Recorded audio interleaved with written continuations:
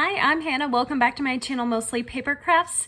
If you've been following along with my craft room remodel, thank you so much for watching, and to all of my new subscribers. It's been so fun to share the journey with you. This video is to show you how I built my new desk. I did not originally plan on building a desk. Actually, at first I thought I would just buy something, and I spent so many hours looking for something that would be perfect. Couldn't find what I wanted, so I decided to keep my old desk and just cover the top with contact paper and put it on risers and call it good. Well, that didn't really go over so well. So it started that way. I even made a video about that, but then I ended up designing and building a desk from bookcases and a tabletop, and I did some slight modifications to make it fit my craft room. So I hope that you will enjoy this process and that it inspires you to make your own desk for your own dream craft room. This was my original plan for the desk. I covered the top with contact paper, put the legs up on risers, and this is an old piece that I had from my other craft room that's falling apart a little bit. I covered the top with contact paper to match.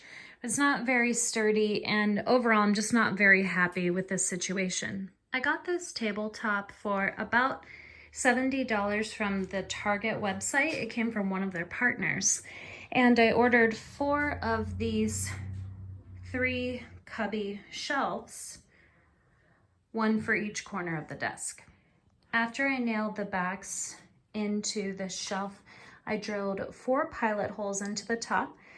This is where the screws will go underneath and up into the desktop. What would a home project be without a giant mess? Now that the 4 shelves are together, we're going to use one of these straight plates for each pair just to keep them tight together while we get it in place with the tabletop, and then we'll screw it in from the bottom. Everyone is involved in our home projects. Having these little metal plates will help us keep the shelves in proper alignment, and the next step is to put the desktop on. The tabletop fits perfectly with the 2 shelves back to back. It's white on one side and gray on the other, and it has this black stripe all the way around, which isn't my favorite, but I don't think it looks terrible in this room. We're gonna clamp down the sides and start putting the screws in from underneath. We were able to line up the desktop with the shelves pretty easily, and now it's all put together. I just need to go around and put the white caps on the screws, and I'll probably try to find a piece of trim or molding to cover up the seams on the outside, and I probably won't worry about it on the inside. The other thing that I wanted to do with this desk is create a way for me to organize my alcohol markers, which need to be stored horizontally. I bought a bunch of matching cups from Amazon, and I'd planned on screwing them into a board and then hanging that board on the wall, and I just couldn't figure out a great way to make it work. Well, it turns out that the cups fit perfectly inside these cubbies. So I can get 16 cups into one cubby, and I really need to do 32 of the cups. So that's 2 cubbies worth of cups and 2 cubbies worth of markers. But the cups can't push all the way to the back of the cubby, or they're in there too deep. So now I needed to figure out a way to bring the cups closer to the edge of the cubby. I cut out squares of spare wood. It happens to match what the bookshelves are made of because it was an old shelf. And I'm going to attach them with L brackets at the depth that I need them so that I can put the cups in, and then the markers will be easy to reach. These are the squares of wood that I'm going to use, and here are the little L brackets. Since the middle cubbies are open, they don't have a back, these are the ones I plan on using for my marker cups. So what I'll do is I'll screw the piece of wood in. You can see I've attached the L brackets so that it's the perfect depth for my cups on one side, and then the shelf on this side is extra deep. My next step was putting a couple of the cups in with some markers so I could see exactly how deep I need this to be. Now I'll mark it on the other side and screw in those L brackets. And the next step is kicking the dogs out because they like to lick me in the face when I'm on the floor. One screw on each side of the L brackets. And now you can see I pop the cups in there.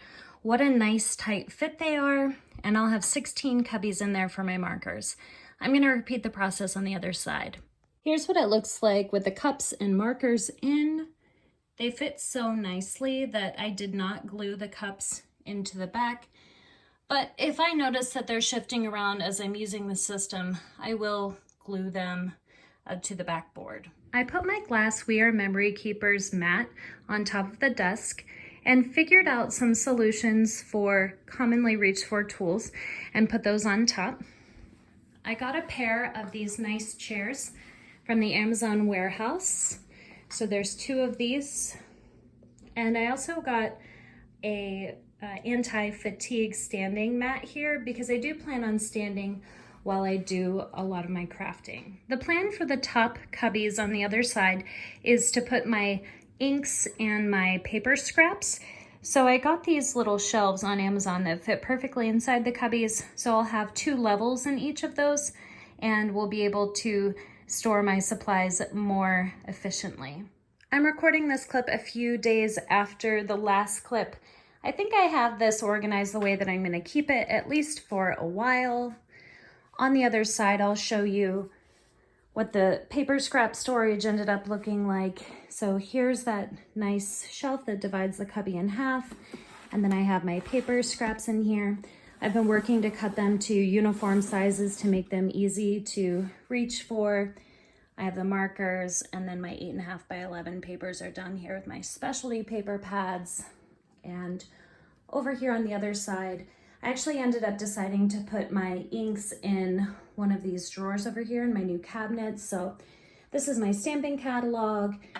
This is scratch paper, and then just some foam tape and other things for dimension, more markers, and all of my sketchbooks are down here.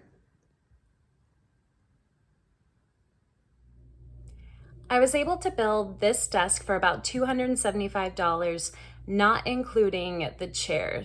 So that includes the tabletop, which was about $70, and the 4 bookcases, which was another $100, and then the marker cups, which were about $60, and then the shelf inserts, which were another $20, plus tax. So it was under $300 for the whole project, and honestly, that's more than I wanted to spend originally, but this desk meets my specifications perfectly. And when you build something like this on your own, you really get to decide how big it's gonna be, how tall it's gonna be, how much space it's gonna take up, and in the end, that ended up being worth the extra money for me, having something that really fits the space and is really practical. So if you decide to build a desk like this, good luck.